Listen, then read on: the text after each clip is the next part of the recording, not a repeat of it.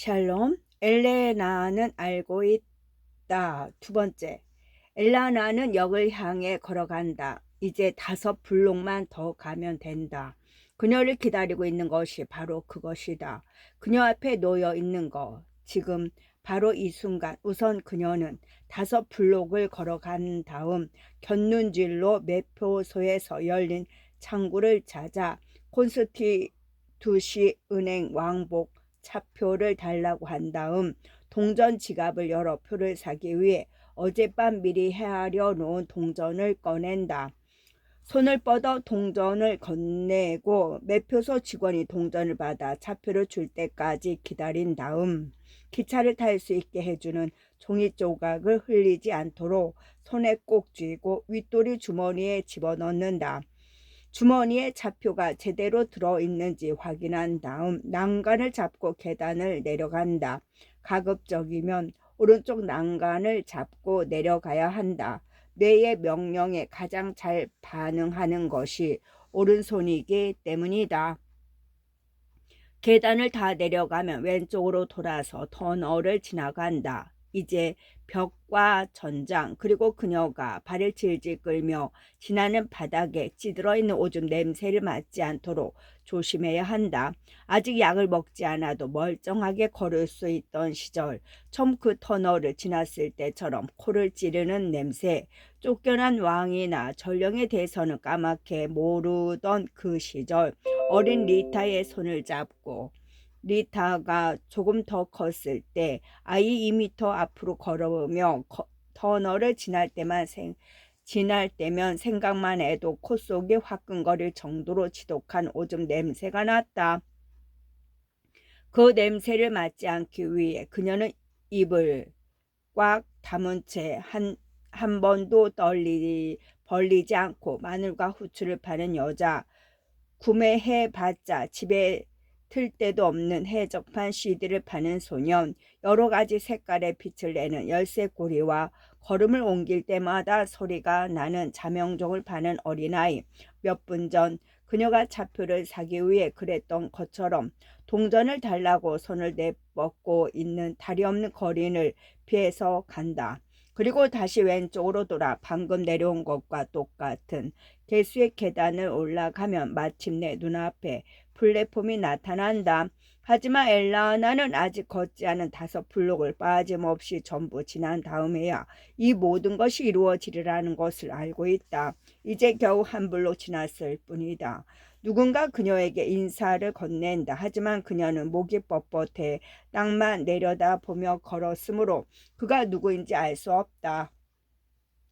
그녀의 움직임이 이처럼 자연스럽지 못한 것은 목비근이라는 근육 때문이라고 한다. 머리를 아래로 당겨주는 역할을 하는 근육이다. 목비근이라는 거예요. 베네가스 박사가 그녀에게 말했다. 그러자 엘라나는 박사에게 써달라고 부탁했다. 이왕이면 대문자로요. 박사님, 안 그러면 박사님 글씨는 알아보기 어렵거든요. 절대로 잊지 않기 위해 사용 집행자의 얼굴에 두건에 쌓여 보이지 않더라도 집행자의 이름을 기억하고 처형을 기다리는 동안 외울 기도문에 그의 이름을 넣기 위해서 그녀에게 인사를 건넨 사람이 가던 길을 재촉한다.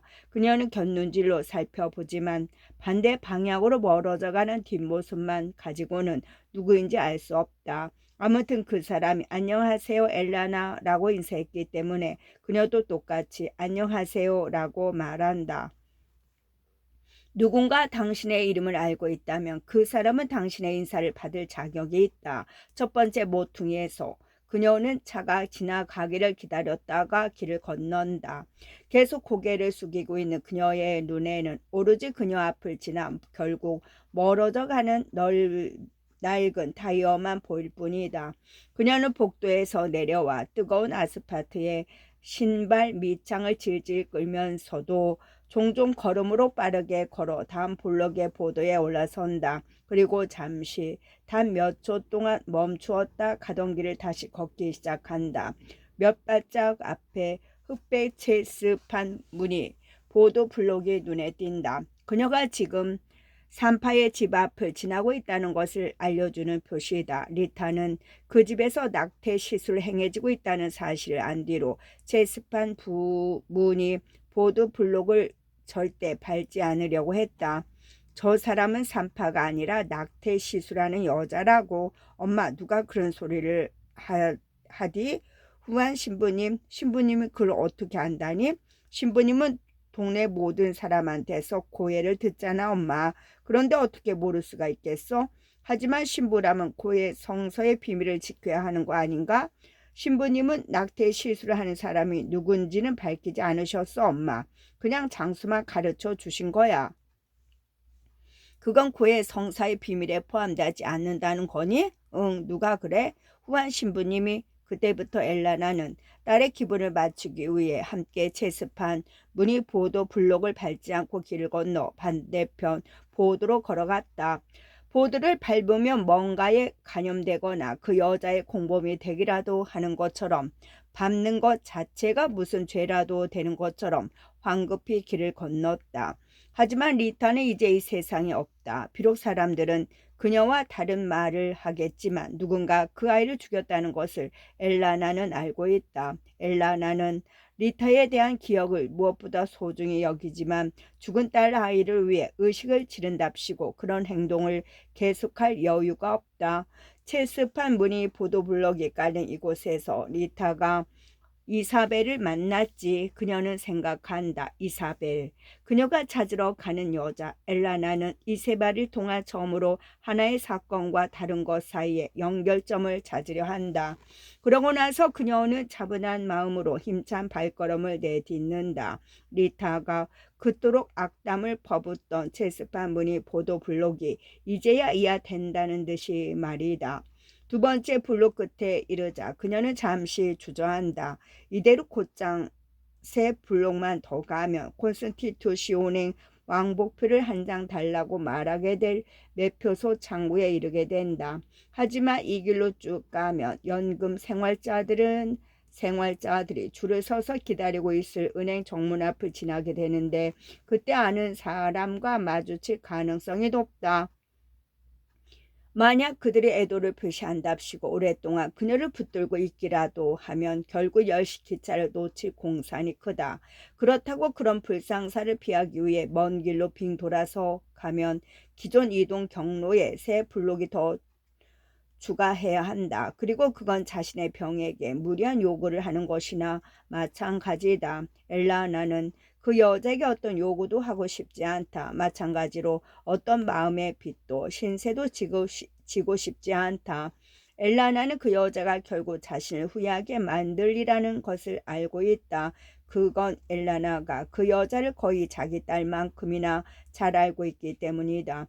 이런 망할 병 같으니 처음에는 왼팔을 윗도리 소매에 끼기가 조금 어려웠을 뿐이다. 그때만 해도 마도파니 레보도파니 하는 것은 들어본 적도 없었을 뿐더러 발을 질질 끌면서 걷는 것에는 아직 변명조차 붙지 않았다. 하지만 점점 목이 뻣뻣하게 굳어가면서 시종 발만 보이기 시작했다. 그 무렵부터 그녀는 가급적 은행 앞을 지나지 않았다. 그때는 요즘처럼 아무나 다가와 애도를 표하는 일은 없었지만 리타의 남자친구이자 미용사의 아들은 로베르토 알마다와 마주치기 싫어서였다. 그 내 남자친구야 엄마. 네 나이에 무슨 남자친구야. 그건 그렇고 내가 뭐라고 부르면 좋겠니? 로베르토. 그거면 충분해. 그러나 그녀는 먼 길을 돌아갈 엄두가 나지 않는다. 이전 길보다 더 크고 반짝거리는 회색 보도 블록이 나타나자 엘라나는 자기가 은행 앞을 지나가고 있다는 것을 안다. 이건 통행량이 많은 곳에 알맞게 제작된 보도 블록이에요. 엘라나, 국내산인데 이탈리아 제품만큼이나 품질이 좋아요. 로베르토는 자기가 18살 때부터 일한 은행 주변에 반짝거리는 보도 블록 이야기만 나오면 언제나 신이 나서 이야기했다. 그녀는 곁눈질로 옆을 힐끔거리자 은행 정문 앞에 한 줄로 늘어서 있는 구두가 보인다. 그녀의 눈에는 구두를 신은 사람들의 무릎까지만 보인다. 운동화와 청바지는 하나도 보이지 않는다. 다른 모카신, 에스파, 드리우 슈즈 그리고 발목까지 붕대를 감은 발에 신겨진 슬리퍼만 보인다. 핏줄이 선명히 드러나 자주빛으로 보일 뿐만 아니라 주근깨 두성이에 군데군데 반점이 있고 또 잔뜩 부은 발들, 모두 늙은 발이네. 엘라나는 생각한다. 돈이 끊어질까 두려워하는 노인네들의 발. 그녀는 그들을 보지 않는다. 혹시나 눈에 익은 달이라도 보게 될까 걱정스럽다. 어떤 일이 있어도 여기서 걸음을 멈추고 싶지 않다. 기다리는 사람들의 줄이 끝난 것을 확인하자 엘라나는 그제야 마음이 좀 놓이기 시작한다. 그녀 왼편에 한 줄로 늘어서 있던 구두가 이제 보이지 않는다. 그런데 바로 그 순간 누군가 그녀에게 말을 걸어온다. 안녕하세요, 엘레나. 하지만 그녀는 아무 말도 못 들은 척 가던 길을 계속한다. 그 사람은 보드를 빠르게 걸어오더니 그녀 옆에서 어깨를 툭 친다. 로베르토 알마다. 리타가 늘 남자친구라고 부르던 그 남자다. 리타를 약 올리기 위해 앞에서 보란듯이 불렀던 대로 위중증 환자 혹은 어린 시절 동네 꼬마 녀석들이 놀려대던 대로 꼽주. 하지만 엘라나는 그의 꼽사등을 볼 수 없다. 안간힘을 다해 눈을 지켜뜨면 간신히 그의 가슴께를 볼 수 있다. 자세히 보면 로베트의 등은 오른쪽 견갑골부터 굽어 있다. 안녕하세요. 엘라나 부인. 그가 다시 인사를 건넨다. 부인이라는 말이 엘라나의 두 눈 사이에 박힌다. 그녀는 말한다. 이 로베르토 못 알아봤네. 처음 보는 구두를 신고 있어서 말이야. 새 구두 맞지? 그는 잠시 자기 구두를 물끄러미 내려다 보더니 말한다. 네, 맞아요. 새 것이에요. 두 사람은 아무 말 없이 가만히 서 있다. 로베르토의 반짝거리는 새 구두와 마주하는 엘라나의 낡은 구두. 로베르토는 자기가 몹시 거북한 듯 발을 꼼지락거린다. 엄마가 안부 전해달라고 하셨어요. 그리고 언제 한번 미용실에 들으시랍니다. 저번에 한 헤어스타일이 마음에 드시면 서비스로 다시 해드린다고요. 그러자 엘라나는 그에게 감사를 표한다. 엘라나는 로베르토의 어머니의 미용실에 딱 한 번 갔는데 바로 그날 저녁 딸이 죽었다는 것을 알고 있다. 그날의 기억이 떠오려는 찰나 그녀는 생각을 멈춘다. 지금은 이렇게 여유 부릴 때가 아니다. 한가로이 그날 저녁의 기억을 다시 떠올렸다가는 기차를 놓치게 될 것이 뻔하다. 그녀는 바로 여기 로베르토를 마주 대하기 위해 과거 기억을 떨쳐버리려 애쓴다. 지금 그녀가 그의 어머니 미용실에서 하고 싶은 거라고는 얼굴의 그림자처럼 자라나고 있는 솜털을 없애고 발톱을 자르는 것뿐이다. 손톱은 혼자서 얼마든지 깎고 다듬을 수 있지만 발톱은 그렇지 못하다.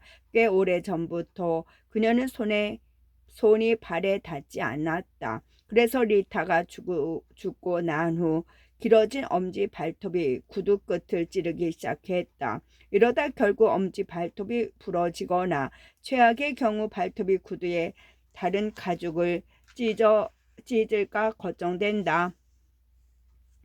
리타는 보름에 한 번씩 그녀의 발톱을 손질해 주었다. 세숫대야에 미지근한 물을 받고 굳은 살을 부드럽게 만들기 위해 하얀 비누 조각을 넣은 뒤 깨끗한 수건을 들고 왔다.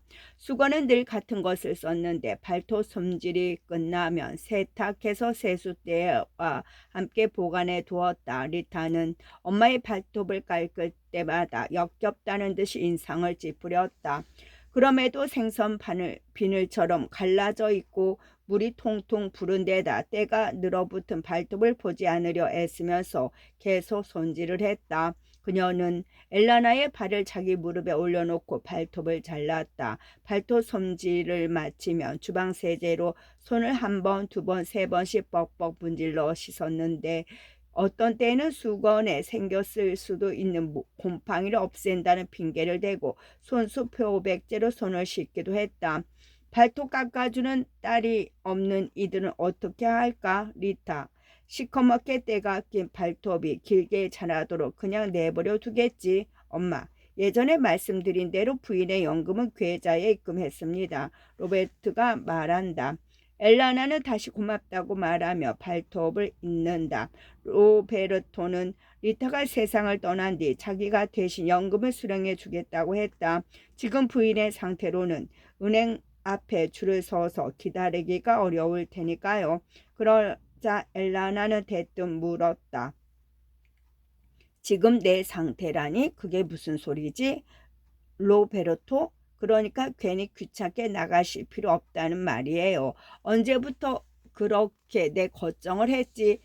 저는 자나깨나 부인과 부인의 병을 걱정했어요. 그러니 제 진심을 좀 알아주시라고요. 로베르토, 그 입 좀 닥치지 못해. 그녀가 말했다. 하지만 결국 엘라나는 그의 제안을 받아들였다. 예전에는 연금에 관한 일이라면 이제 이 세상에 없는 리타가 알아서 다 처리해 주었다. 비록 엘라나는 로베르토가 별로 마음에 들지 않았지만 은행에 있는 이가 있으면 여러 가지로 좋은 점이 있었다. 제가 따님을 얼마나 그리워하는지 아신다면 그때 그가 중얼거리는 소리가 들렸다. 엘라나는 편지에 쓰여있는 말만큼이나 그의 넋두리가 신경이 거슬린다.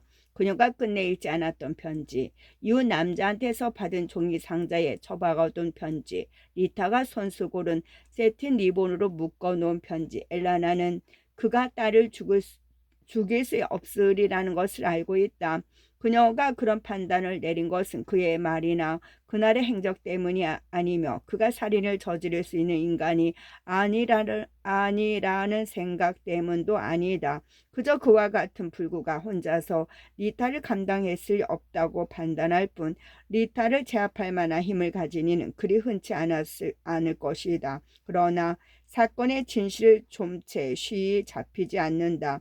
그녀 혼자 힘으로는 누가 그런 짓을 저질렀는지 전모를 밝혀내기가 어렵다. 더구나 이 사건으로 기소된 사람도 용의자도 없을 뿐더러 어떤 범행 동기나 가설도 없이 오로지 살인만 존재하는 터라 도움이 절실히 필요하다. 어서 서둘러 가야 돼. 안 그러면 10시 기차를 놓칠 거야. 엘라나는 그에게 말하고 가던 길을 계속 가기 위해 한 발을 들어 올리기 시작한다. 그때 그가 묻는다. 혼자 가시려고요? 나도 혼자 살잖아. 로베르토. 그녀는 이미 내디딘 발걸음을 멈추지 않고 대답한다. 짧은 침묵이 흐른 뒤에 그가 말한다. 그럼 어서 가보세요. 조심히 가세요. 하지만 그녀는 이미 가고 있는 중이다. 역을 향해서 곁눈질로 주어 보도를 힐끔힐끔 살피면서 그녀는 로베르토가 뒤에 서서 여전히 자기를 바라보고 있다는 것을 알고 있다. 그의 구두가 보도 블록만큼이나 반짝거리는 검은 구두에 구두코가 따라오는 이 하나 없이 혼자 걷고 있는 그녀 쪽을 향해 마치 보도에 묻은 얼룩처럼 꼼짝 않고 자리를 지키고 있기 때문이다. 미리 정해놓은 길을 따라 걷는 동안 엄지 발톱이 구두코를 찌른다. 이제 2블록만 더 가면 매표소에 도착한다. 거기서 기차표를 받아 손에 꽉 움켜쥐고 윗돌이 주머니에 안전하게 집어넣을 것이다. 그리고 계단을 내려가 지린내로 찌든 터널을 지나 다시 계단을 오른 다음 플랫폼에 도착해 지치고 구부정한 몸으로 10시 기차가 오기를 기다릴 것이다. 리타는 성당 종탑에 목을 맨 채로 발견되었다. 이미 숨진 상태로 비가 내린 어느 날 저녁에 그날 내린 비가 절대 사소한 문제가 아니라는 것을 엘라나는 알고 있다. 모두들 입을 모아 자살이라고 말한다 해도 친구와 친구가 아닌 이들 모두 그렇게 말한다 해도 그들이 아무리 자살이라고 우기든 아니면 침묵을 지키든 금방 비가 쏟아질 것처럼 하늘이 컴컴할 때 리타는 절대 성당 근처에도 가지 않았다는 사실을 반박할 사람은 없다. 그 아이는 그 근처에 가지도 거기서 죽지도 않았어요. 누군가 전에 물어봤다면 그녀의 엄마는 이렇게 대답했을 것이다. 하지만 죽은 자는 말이 없는 법. 비가 내린 어느 날 저녁 리타는 더는 그녀의 딸이 아닌 싸늘한 시신으로 변해 성당 종탑에 매달려 있었다. 그녀가 어떻게 해서 거기까지 갔는지 아무도 분명하게 밝힐 수 없지만 말이다. 리타는 어릴 때부터 번개를 무서워했다. 게다가 성당에 십자가가 번개를 끌어당긴다는 것도 알고 있었다. 그건 우리 마을의 피뢰침이란다. 아버지가 어린 시절 그녀에게 그렇게 가르쳐 주었기 때문이다. 하지만 그는 자신이 무심코 던진 이 한마디로 인해 그녀가 비바람치는 날이면 성당 근처에 얼씬도 하지 않게 되리라는 것을 까맣게 모르고 있었다. 비가 내리는 날이면 리타는 성당은 물론 당시 동네에서 유일하게 풀장이 있던 안차우스 펜의 집 근처에도 가지 않으려 했다. 물론 전기에 좋은 전도체이기 때문에 풀장은 번개를 끌어당기는 자석과 같은 역할을 합니다. 폭풍우가 몰아친 어느 날 한 지방 클럽에서 우천시 수영 금지라는 경고문을 무시하고 수영을 하던 두 남자아이가 번개에 맞아 목숨을 잃는 사고가 발생했을 때 뉴스에 출연한 엔지니어가 그렇게 말했다. 그런데 세월이 흐르며 동네에 더 많은 불장이, 그러니까 더 많은 피뢰침이 생겼고 그녀는 더는 어떤 것도 알고 싶지 않아졌다. 새로운 지식을 배워봤자 할 수 있는 것의 범위만 더 좁아졌기 때문이다. 산파집 앞 체스판 문이 보도블록 밟지 않기, 비오는 날 성당에 가지 않기, 안차우스 펜의 집 근처에 가지 않기 등 스스로 금기시한 행동은 일일이 열거하기 어려울 정도로 많았다. 그뿐인가 리타는 빨강 머리와 마주치면 언제나 자기 오른쪽 엉덩이를 손으로 툭툭 치면서 주기도문을 외울 때처럼 엄숙한 톤으로 중얼거렸다. 빌어먹을 빨강 머리. 또 누군가 리베르트 이야기를 꺼낼 때면 오른손으로 왼쪽 가슴을 만졌다. 리베르티는 어느 순간 어느 곳에 나타나기만 하면 늘 뜬금없는 일이 벌어져 동네에 재수없는 사람으로 소문난 불쌍한 노인네였는데, 가령 그가 펠라닌의 집 앞에 나타나자 소나무가 쓰러지면서 지붕을 박살내는가 하면, 그가 은행 앞에 줄을 서서 기다리고 있는 동안 간덴의 미망인이 연금을 도난당하고, 또 그가 길모퉁이를 돌아 나오는 순간 쓰레기차가 한 번도 타지 않은 베나가스 박사의 새 차를 들이박는 등 기이한 사건이 연달아 일어났다. 이럴 바에는 아무것도 모르는 편이 낫겠어, 리타가 말했다. 리타는 아버지가 돌아가시고 몇 주 후 후한 신부가 학부모 교사협의회에서 고인의 자리를 딸에게 물려주자고 단언한 덕분에 17살이라는 어린 나이에 교국 가톨릭 학교에서 일할 수 있게 되었다. 그 후로 그녀는 비오는 날에 업무 처리를 위해 교구 성당으로 가야 할 때마다 이 핑계 저 핑계를 대면서 빠져나갈 궁리만 했다. 급한 일이 있다고 하거나 배나 머리가 아프다고 적당히 둘러대는가 하면 심지어는 기절하는 척까지 했다. 그러니까 비오는 날 십자가 근처에 가지 않을 수만 있다면 무슨 짓이든 가리지 않고 했다는 말이다. 항상 늘 변함없이 엘라나는 리타가 죽는 날 갑자기 그녀의 행동에 변화가 생겼을 리 없다고 믿고 있고 또 그렇게 알고 있다. 아무도 그녀의 말을 귀담아 들으려 하지 않고 누구도 신경 쓰지 않는다고 해도 말이다. 만약 그녀의 딸이 비 오는 날 성당에서 발견되었다면 그건 누군가 그 아이가 살아있었든 아니든 간에 거기로 끌고 갔다는 얘기가 된다. 누군가? 아니면 어떤 것이요? 수사를 맡은 야베야네다 형사가 그렇게 대꾸했다. 왜 그런 말씀을 하시는 거죠, 형사님? 어떤 것이라는 게 대체 뭔가요? 아, 그건 저도 모르죠. 그냥 해본 말이에요. 모르면 아무 말도 하지 마세요. 그녀가 나무라듯 말했다. 리타는 7시 미사의 시작을 알리는 종을 울리도록 후한 신부가 탑으로 올려보낸 남자아이들에 의해서 발견되었다. 아이들은 비명을 지르며 내려와 본당을 지나 성구실로 뛰어들어갔다. 후한 신부는 아이들의 말을 믿지 않았다. 당장 여기서 나가지 못해 이 장난꾸러기들아. 하지만 아이들은 물러서지 않고 그의 옷소매를 잡아 끌어 종탑으로 올라갔다. 시신은 밧줄에 매달려 있었다. 청동종에 가로대에 걸려있는 것과 같은 밧줄이었다.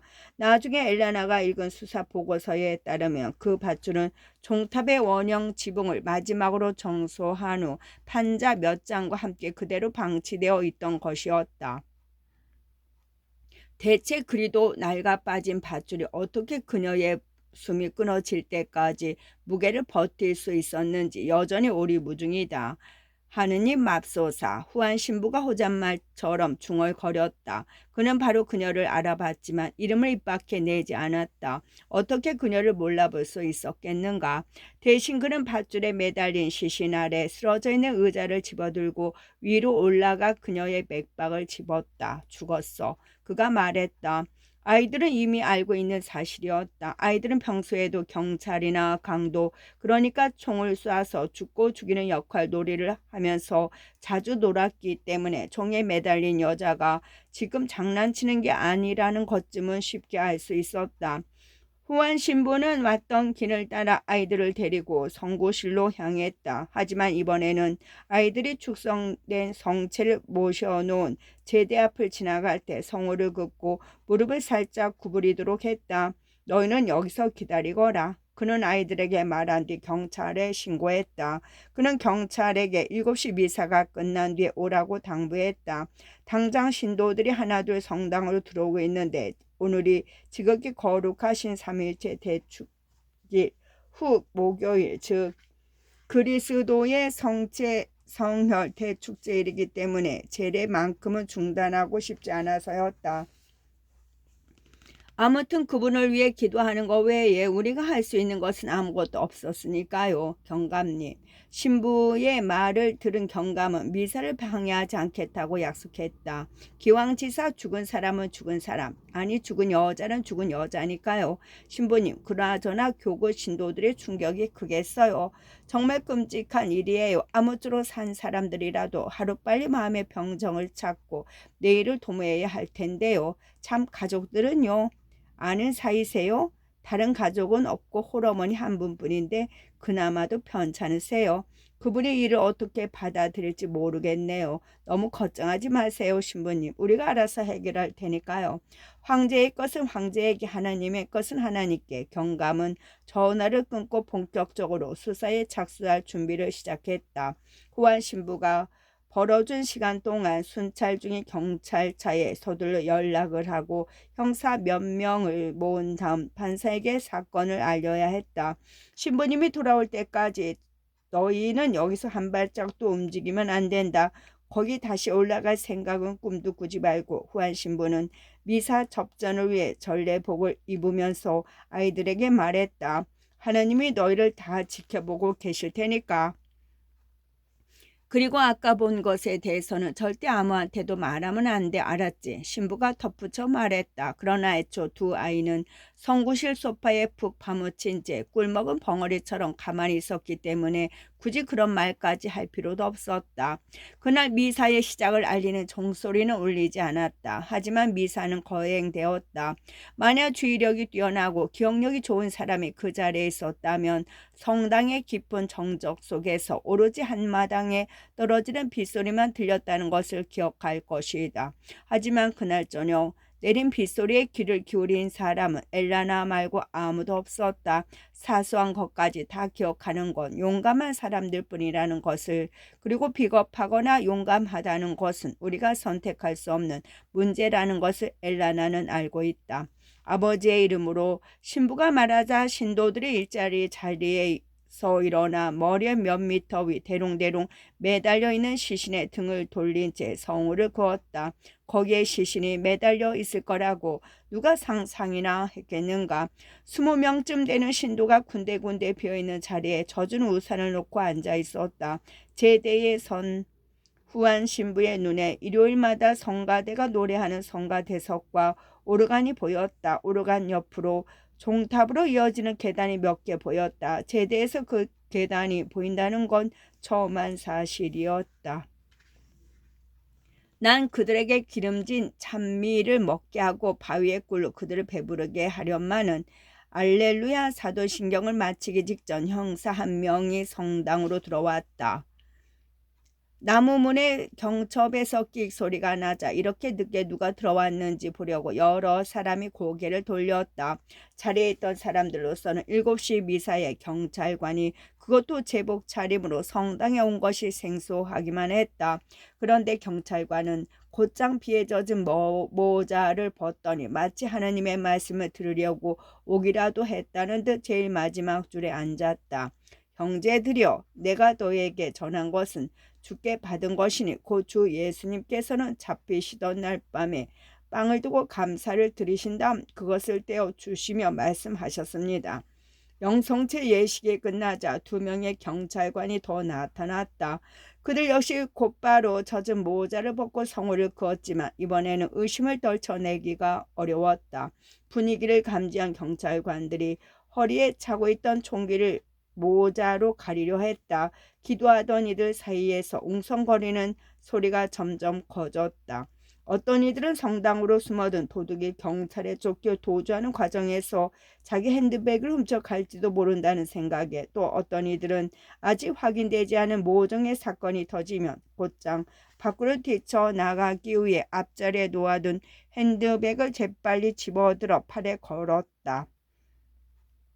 그 중에는 그저 다른 이들이 하는 것을 그대로 따라할 뿐인 경우도 있었다. 그러니 각 사람은 자신을 돌이켜보고 나서 이 빵을 먹고 이 잔을 마셔야 합니다. 주님의 몸을 분별 없이 먹고 마시는 자는 자신에 대한 심판을 먹고 마시는 겁니다. 성체를 받을 자격이 있는 사람과 자격은 없지만 이미 받은 이들이 입 전장에 성체를 붙인 채 측면 통로를 통해 자기 자리로 돌아오고 있었다. 그런데 바로 그 순간 미세한 진동이 느껴졌다. 처음에는 정확히 어디에서 났는지 판단하기 어려울 정도로 불분명한 소리였지만 잠시 후 쿵 하는 소리가 울려 퍼졌다. 그러자 후한 신부를 제외한 모든 이들이 일제히 고개를 들어 위를 쳐다보았다. 신부는 단지 눈만 치켜떴을 뿐이다. 3명의 경찰관이 모자를 쓰고 자리에서 일어섰다.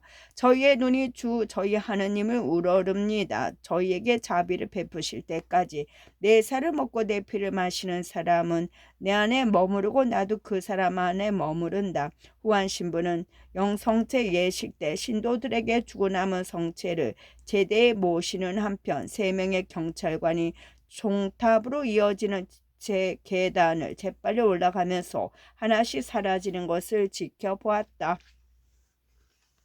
신도들도 그것을 지켜보다 설명을 요구하는 듯한 눈빛으로 후한 신부를 바라보았다. 착한 사람도 성체를 영하고 나쁜 사람도 성체를 영한다. 그러나 운명은 같지 않으니 착한 사람에게는 생명으로 충만한 양식이, 악한 사람에게는 죽음의 양식이 되리니. 종의 가로대에 메어있던 밧줄이 마침내 뚝 끊어지고 무게를 이기지 못해 매듭이 풀어지면서 이미 숨이 끊어진 리타가 바닥에 떨어졌다. 똑같이 받아 모신 양식이라도 착한 사람에게는 생명을, 나쁜 사람에게는 죽음을 안겨주리라. 보라, 그 결과는 얼마나 다른가. 신부는 자리에서 일어나 마지막으로 강복하기 위해 제대로 가운데로 걸어갔다. 주님께서는 영원히 살아 계시며 다스리시나이다. 그것을 끝으로 신도들은 그제야 평화롭게 갈 수 있었다. 미사가 끝났으니 모두 나가서 집으로 가시기를 당부드립니다. 지금 여기서는 여러분을 위해서나 다른 누구를 위해서 할 수 있는 일이 아무것도 없습니다. 신부는 신도들을 데리고 함께 문까지 갔다.